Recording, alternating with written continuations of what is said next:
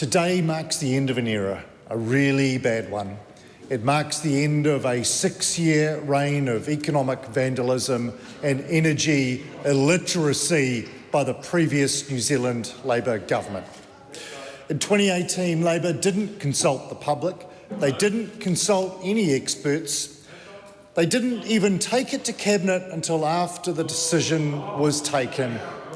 They simply stood at a podium, banned offshore oil and gas exploration, and then declared victory over climate change.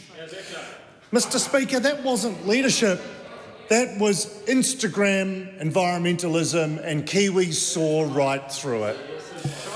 Even the Honourable Shane Jones said at the time, bless his soul, ending oil and gas exploration is the only scenario. When he stood at that podium, I was shocked. But I'm pleased that Minister has come to his senses, but profoundly disappointed that the Labor Party still has not. They thought banning exploration would make emissions vanish. Instead, we burned more coal, we imported more fossil fuels, New Zealand's CO2 emissions went up. Their policy was so self-defeating, it would be humorous if it hadn't cost Kiwis an estimated $7 billion a hit to their households and businesses. Under Labor, energy security wasn't just ignored, it was sabotaged, Megan Woods.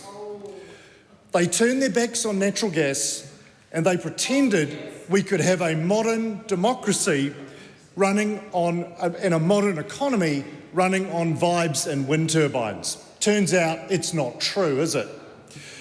And when prices spiked, when industries like the smelter cried out for energy security of supply and blackouts hit the central North Island, they shrugged. They called it the energy transition. They said, embrace your future.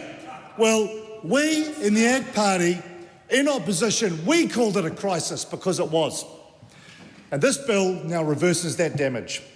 It repeals Labor's exploration ban, and it also updates the Crown Minerals Act to promote the use of our natural resources for the benefits of all New Zealanders. And Mr. Steve Abel, I tell you how important that is for you and even people in the Green Party. It's those critical minerals that this bill will enable to be extracted and developed that power your solar panels, your satellites, your mobile phone, that keeps humans like all of us, even people in the Green Party, connected and on social media, on TikTok. It's not just good economic policy, Steve, it makes common sense. Now, Mr. Speaker, I want to compare us to Australia. The Australian Labor government kept natural gas exploration and development going. Why? Because they understood what the New Zealand Labor Party failed to, that Australian natural gas powers businesses, homes, schools, hospitals, and actually it is the transition fuel towards a renewable, more sustainable way of generating energy. And they did it without collapsing their economy, Mr. Speaker. Meanwhile, the New Zealand Labor Party chose press releases over new pipelines. They thought leading the world meant leaving reality behind, Megan Woods. Let's also talk about sovereign risk, something Labor either didn't understand or didn't care about, which is worse. Their snap decisions shattered investor confidence. They created a regime with their changes to Crown Minerals Act, a regime of infinite trailing liability. That meant anyone, any person, any director who'd ever been responsible for holding a permit was indefinitely responsible. That's not regulation, it's a form of punishment, Mr. Speaker. It told the world, don't invest here in New Zealand. ACT has pushed for this reform because we believe sovereign risk is real. If businesses can't trust government policy to stay grounded, they simply won't invest. They'll take their capital and the jobs that delivers elsewhere. Mr. Speaker, this bill puts an end to all of that.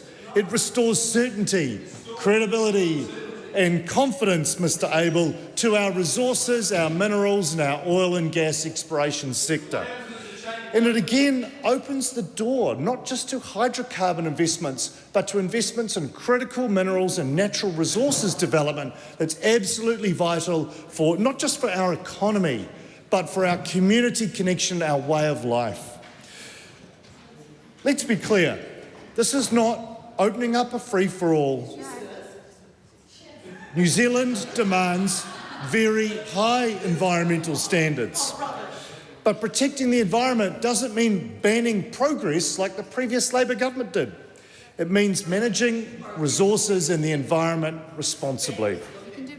This bill replaces ideology with evidence. Imagine that. It ends 6 years of economic damage from Labor's damaging economic policies.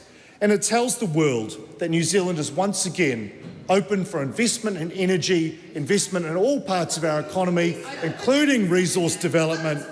And it also tells the world in New Zealand, again, we believe in common sense. Mr Speaker, I commend this bill.